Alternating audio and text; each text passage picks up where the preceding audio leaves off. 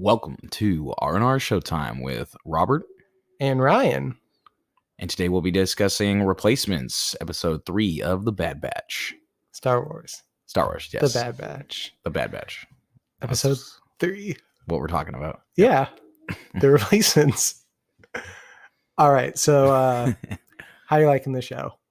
How am I liking the show? I'm enjoying it. It's going the direction I expected. Again, we're just getting to see more of the Star Wars world and just more of the effects immediately following the Revenge of the Sith and those, what took place there, and getting to see some more interesting things. I'm kind of liking the stuff with Tarkin, and it's pretty good. This episode wasn't, super amazing, but had some interesting things. No, yeah, I think I feel like the show continues to go in a positive direction. Nothing spectacular yet, but I think it's on a good course. Let's get into that recap. So the damage to their ship from their escape from Seleucami causes the Bad Batch and Omega to get stranded on a moon. On a moon. And as they get out to basically try and fix the ship, a Ordo Moondragon steals their ship's power source. And so Hunter and Omega set out to retrieve it. So here's one thing. This is just like a note. It's like something I don't really like that they do in TV shows and movies a lot. And it's kind of almost like a Deus Ex Machina sort of thing. I'm not sure that's exactly what it is, but when something like, okay, so the Hunter and Omega go out and do this, they go try to get the Moon Dragon, and they see the capacitor, and Hunter reaches out for it, and the Moon Dragon attacks him, knocks off his breathing mask, and he's starting to die or suffocate or something like that, and Omega's there and puts his mask back on.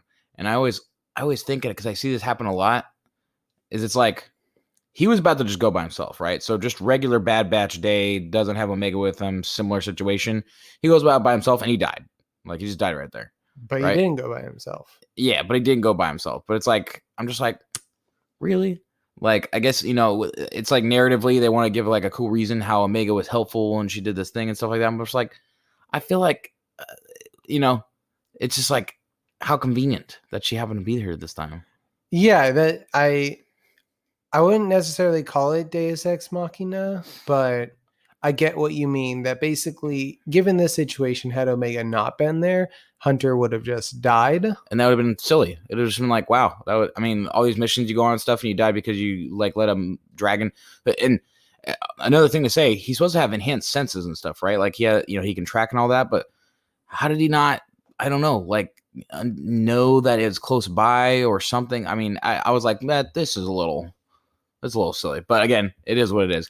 It's not something that I noticed, I'll say, but it's just something I noticed. I noticed this in TV shows and movies, so it's not like this specifically is doing that bad. I just see that all the time, and every time I'm like, well, I guess he just died right there if she wasn't there, which she wouldn't have normally been there. He just happened to, and I wouldn't assume that he's taking extra liberties, like, oh, I can be a little more, if anything, he'd be more on his guard to protect Omega. Yeah, so it's like, well, letting himself get taken advantage of like that, I'm like, this doesn't seem logical, really, to say. But it isn't a big deal. I just wanted to point out something that I always see, and how they did it again. But yeah, so Hunter is incapacitated, which prompts Omega to continue the hunt alone, where she tracks the dragon down and manages to retrieve the power source. So this is basically the story on the moon. There's basically two stories broken down between the episode, one on Kamino, one here on the moon.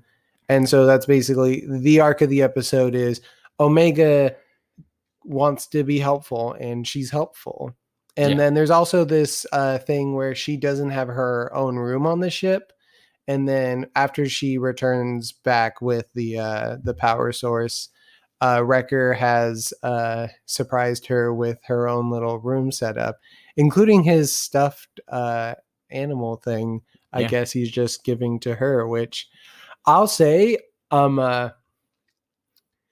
it The episode's not really doesn't really have any proper focus on Wrecker, but I feel like this episode to me gives the most character development to Wrecker in a way.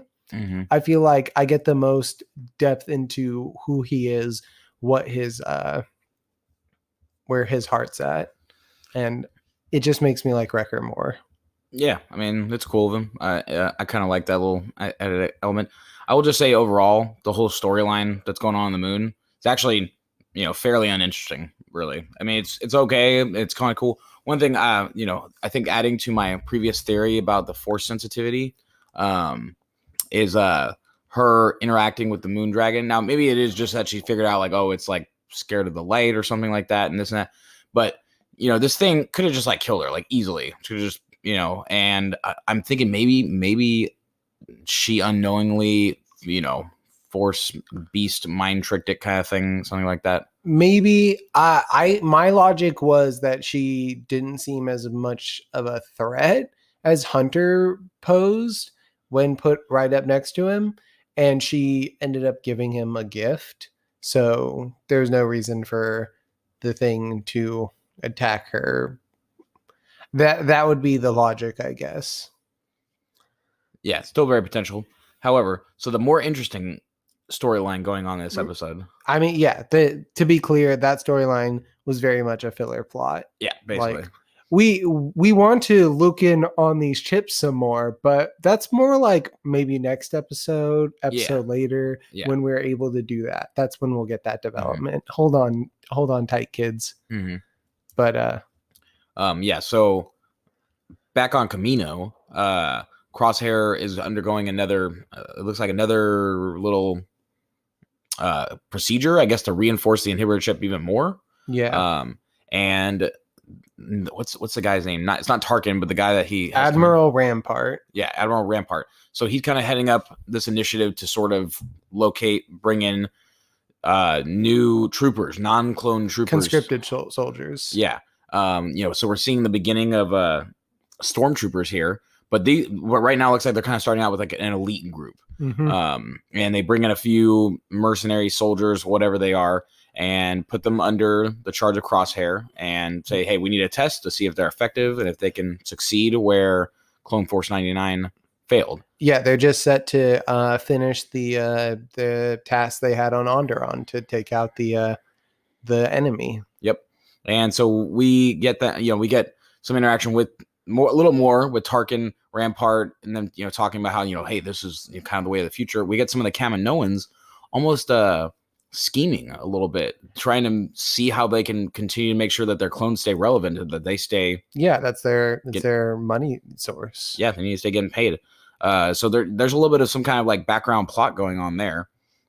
I'm interested to see how that develops, because I mean, we know that the clone troopers eventually are not used anymore. So I'm wondering if that develops into something where, they try to do something tricky and they catch them, and that's like and they probably like, I'm guessing it's going to be something like they get executed for it. Like they're going to be like, that's treason. You're trying to something. I mean, I'm trying to think of any place that the Kaminoans have in Star Wars stuff past this point, but I not that I can think of.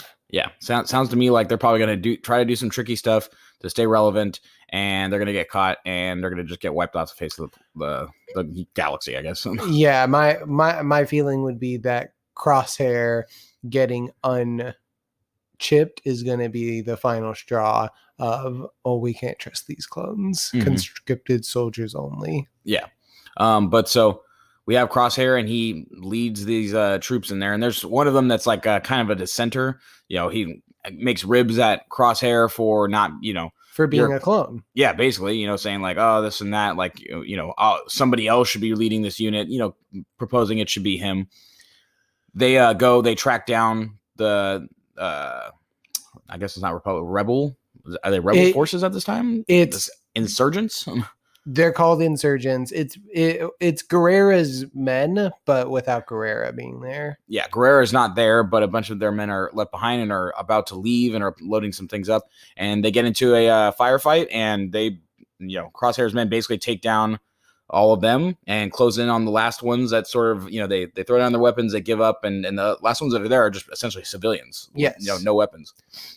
And the dissenter, he says, we're not going to kill these people. Like, you're a dumb clone. Like, that's like, we don't do that. Yeah, Crosshair, he, is questioning them and, says, hey, can you do anything? Do you know anything? Tell us whatever you know. The the single soldier that's left, says, even if I did, I wouldn't tell you. Bam. Just blaster. Says, do you know anything? The civilians don't know anything. They're like, please, we don't know anything. Just let us go or whatever. He says, well, you're of no use to us then. Take him out. And yeah, the dissenter is like, no, we're not going to take him out. We're going to take him back. We're going to, he's like, Crosshair. And you can just see this, man. We like to think that Crosshair is like a decent guy without his inhibitorship. Man, like it's, he's straight raw here where he's like, that's not what the orders were. He repeats the same question he gave to Hunter. Yeah. Of, are you disobeying orders? Yep. Basically. Yeah. Are you disobeying orders? But this time he does not miss. Exactly. And he shoots to kill. Yeah. He guns down the dissenter and he orders the rest of the soldiers, kill them all. And the rest comply. Yep. Off screen, we get pew, pew, pew, pew, boom. Those civilians are taken out, like axed. And basically, Tarkin is very impressed with the mission, happy that this one went through. And basically, he implies that, yes, it's because of this conscripted soldiers. Despite the fact that if you look at it, the job got done because of the clone. Yeah, exactly. Yeah, they're just shifting things in their own view. Like this, conscripted soldiers did so good. Like, yeah, you sent like a rogue force of clones to go do something. They're clearly almost like this plot. Like they're trying to make it. Yeah, Tarkin didn't want the clones to begin with. He's trying to get an excuse. Yeah, to get rid of them. Even though he did essentially give them a chance, like if they had succeeded, I guess it would have been in the favor. But it's clear that he has a way that he wants it to go, and he's sort of trying to shift it that way, and even just in his own mind, like believe what he wants to believe. So, but yeah, with hearing Tarkin basically commend the conscripted soldier effort, we get the Kaminoan prime minister and the assistant basically saying that we need to basically roll out the secret plan thing we had going. And it seemed to me that there were aspects of their plan that I imagine maybe Omega being gone is caused a bit of a wrinkle in their plan to to have some new development with the clones, but that remains to be seen. Basically, they have something up their sleeves, and I'm interested to see what it turns out to be. Yeah, they say something like how they reference that they'll need more clones, like they'll have to use a bunch of clones to create this next development, and like, oh, well, they won't notice a few of the clones. They're our property anyways, or something like that. And I'm like, interested. I'm like, what would you need a bunch of clones for as far as new? They've also referenced that the Django DNA is degrading. Yeah, and so they must. So, and this, I would say that actually lends to my theory that Omega is spawned more directly from like Hunter, because Hunter wasn't like again, they all say they're defective, but they really were engineered for a specific purpose and are slightly better, really. Yeah. And so they were. I still think that they use Hunter's DNA to engineer force sensitive Omega, and force sensitive Omega is the next development to them. Like, we can create force sensitive clones. And if any, another thing, here's another theory I have right now, is that might be something that they propose, like, oh, look, we can make force sensitive clones. And that maybe the Emperor is like, I don't like this, actually. No, yeah, the Emperor would shut that down. Yeah, he'll be like, they think that they came up with something that's really great, and instead it's like, no, we don't need more force sensitives running around.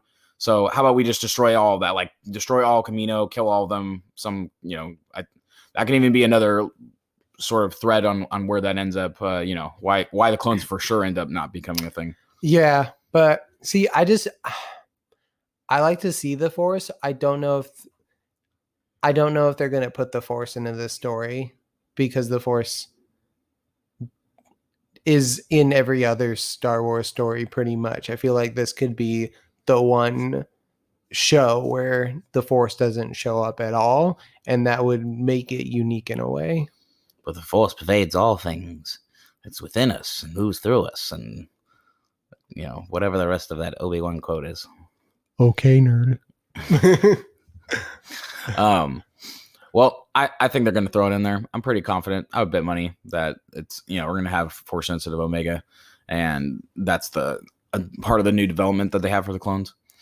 But right. I can see what you're saying. I mean, if you look at some of the Star Wars media, like Star Wars Rogue One was basically devoid of the Force. I mean, they had guys that worshiped the idea of the Force, but they were not like Jedi. They did not use the Force.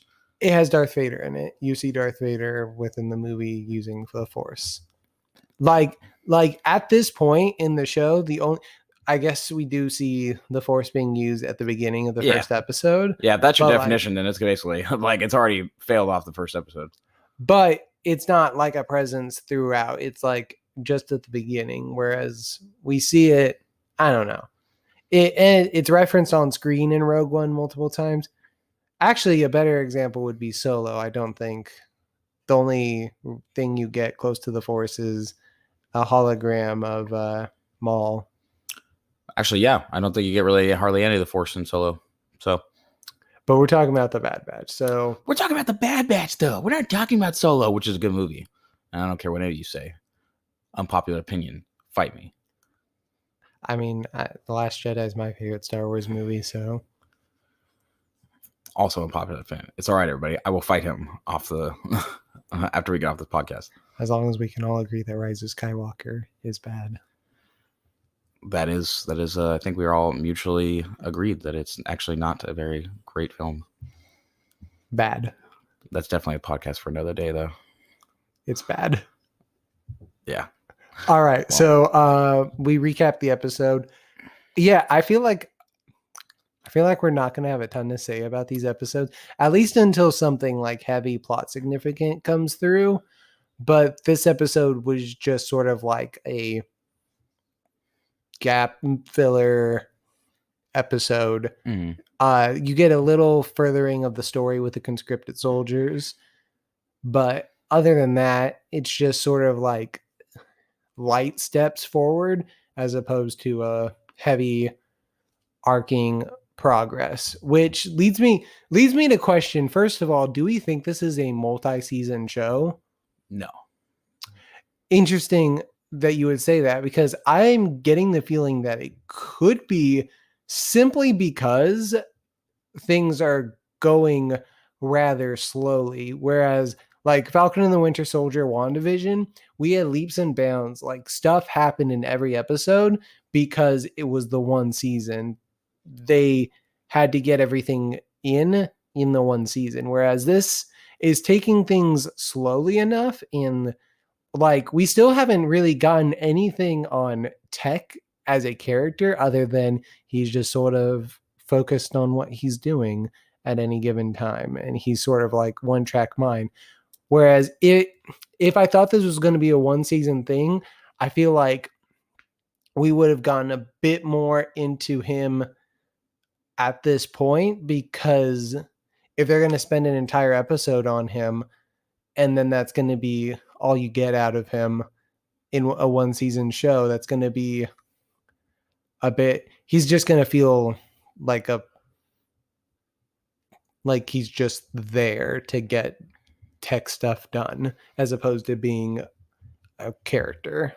You make a fair point there, actually. I mean, they aren't really moving things along too quickly, and if it was going to be something like a 10 show, sort of just single one shot miniseries, then I think you are right. They would probably move things along a little quicker and get us like a better example almost would be The Mandalorian, where though there's episodes that aren't like fully, this feels more like a short half-hour Mandalorian than it does like a event series of the Bad Batch. So my question though would be, how many episodes is this slotted for? If we know that this has like 20 episodes, I'm like, all right, well, they can achieve it in 20 episodes. This could be an over. But if it's only 10, then I could actually fully see this actually maybe having 2 or 3 seasons to finish out. I don't know why they would need to go 5 seasons. Not to say I wouldn't want to see 5 seasons, but to tell the story, I just don't. According to Wikipedia, this season will consist of 16 episodes. Again, that feels not like a one season miniseries. That feels like an episode allotment that you give to the first season of a recurring show. Well, yeah, I think that because it might get in fact, it is, if you look at it, 16 episodes, 20 minutes a piece. That roughly equivalates to the 8 40-minute episodes of that The Mandalorian gets a season. It's basically been given a Mandalorian episode order. Yeah, well, I mean, I wouldn't be mad to see it.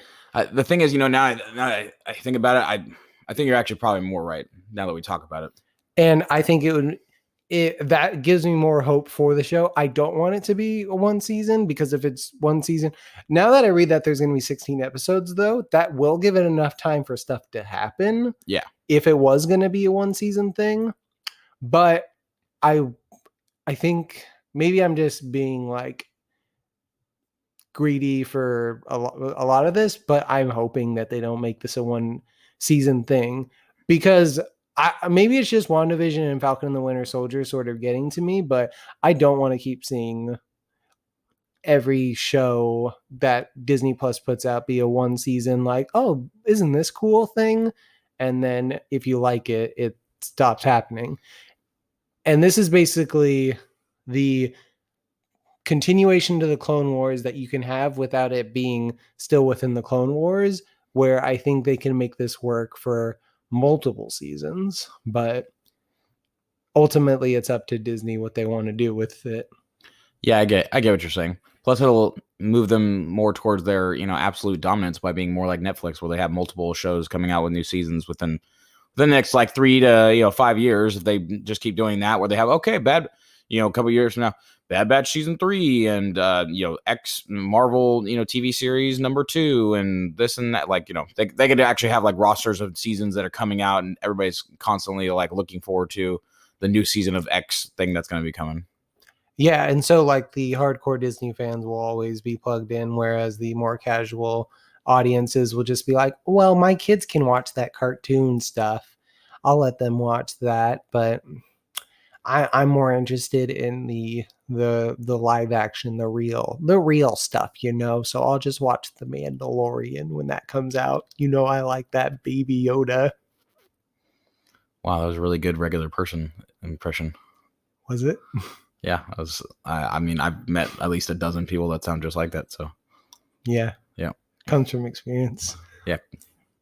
But yeah, so I mean, back to the show at hand. I guess what I'm trying to say is I'm liking this show, and it's like, I mean, it's nothing groundbreaking. Like, it's kind of the more of the Clone Wars, but that's not a bad thing. And the fact that I'm getting into this without any of the characters within the Clone Wars, I guess technically Echo's a character from the Clone Wars, but like he was never one that they were basing. I mean, there were episodes where he was a main focus, but he was never like the main focus of like any of the major arcs. He wasn't a protagonist. Yeah, and he's not a main focus here, to be honest. It's more on Hunter and Omega. But yeah, well, I mean, I don't have much else to say about this episode. Like we said, yeah, I think these Bad Batch episodes are going to be, we're not going to have a ton to say on them. So, but we're going to have some other podcasts that should be much longer coming out here pretty soon. Oh, so. Yeah. It's going to be real long. And you're going to like it. Yeah. And next month will be Loki, so we can jump into that. So I guess, from what I heard, Loki is premiering on a Wednesday, and it's going to be a Wednesday show. So we're going to have, and if this is 16 episodes, then it should be coming out for a while. So we're going to have Loki and the Bad Batch coming on each week is my presumption. Both. I like it. Give them both to me, please. I want both shows at the same time. Yeah. Spraying their delicious, amazing story all over me so I can enjoy it. Yeah. Okay.